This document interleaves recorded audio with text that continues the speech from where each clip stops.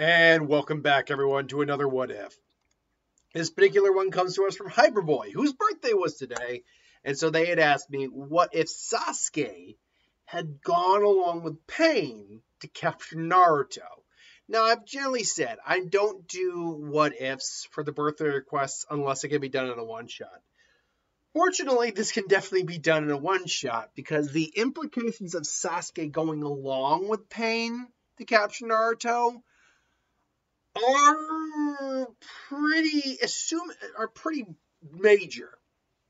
First, because of when you actually break it down, among all the Akatsuki members that Sasuke did in fact meet, he met Hidan, he met Kisame Itachi, obviously. He met Zetsu, he met obviously Obito, he met Kisame, he's met Orochimaru before. He never once met the alleged leader of the Akatsuki or Konan at all. Never once did they actually meet. And so, first off, you'd have Obito introducing Sasuke to Nagato. So, yeah, I'll be sending Sasuke along with you to make sure that it goes along without a hitch. You think you think I need his help? No, but it's never. But this is the Nine Tails Jinchuriki we're talking about here, and Sasuke does have more experience with it than anyone else here. It would be foolish to not accept such a not accept such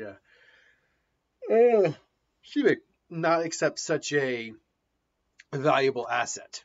And Sasuke and Pain probably butt heads a little bit. Ultimately, they would show up. Sasuke probably isn't doing too much in the village at the moment. He is waiting for Naruto to show up. He's maybe fighting enemy Leaf Ninja when they come near him, but he's not going as ruthless as he needs to. Ultimately, though, Pain blows up the village. Naruto does show up, and Naruto is about to confront Pain and Sasuke. Or Pain, and when Sasuke finally shows up and Naruto sees him, and that's where he's like, Sasuke, you're really doing this, Sasuke? You're really doing them? It's like, I'm doing this to avenge my brother, to avenge everything I lost, and that means I will do that's why I'm going to take down this village. It starts with taking you. That's the deal I made with them, Naruto. Nothing more. So Naruto's like, fine, and Sasuke and the Pats go after Naruto. Naruto quickly makes work of the Prita Path. Summons out, has the Toads fighting on his behalf. Sasuke does have the Susanoo, but he wouldn't use the Susanoo unless he absolutely had to. He's got to try to capture Naruto, which does make this more difficult for Sasuke, because he can't just use Amaterasu and then just kill Naruto. Now, Sasuke can, though, thanks to Sharingan, see the nature chakra on Naruto, so he is able to avoid it, but only barely, as Naruto comes in. He's basically able to handle Sasuke and the Pats fairly well, though Sasuke does do a fireball jutsu. Naruto creates the Rasen Shuriken. Like, what's that technique? Tosses it. He sees it just obliterate the entire area and one of those clones. It's not a clone, but one of the paths. It's like, all right, let's see how you like this. And Sasuke does reactively start activating his Susanoo. Keep in mind, Sasuke really didn't start to activate his Susanoo until the Kage Summit. That's when the ribcage started to form. That's where the actual skeleton started to create. There was really nothing about the Susanoo used in the Killer Bee fight, as far as I remember. Maybe like a brief ribcage here or there. But regardless, Sasuke at his best right now could maybe muster a couple appendages, but not a fully, realized Susanoo, sadly. So Sasuke is now on the back foot, to be sure, but Naruto does run out of his ability to use Sage Mode, and that's where Sasuke and Pain both kind of double team him, and Naruto's in trouble until the extra clone pops in and he blasts them both back. Only for Pain to get the Devapath back. And this is where, Devapath's abilities back, and this is where the tide would seriously turn for Naruto. Because Naruto got caught by the Prita Path. He got the chakra stolen. and ultimately turned the Prey to Path to Stone. But Pain then put their chakra rods in him. Sasuke probably would also try to bind him with a Genjutsu, most likely.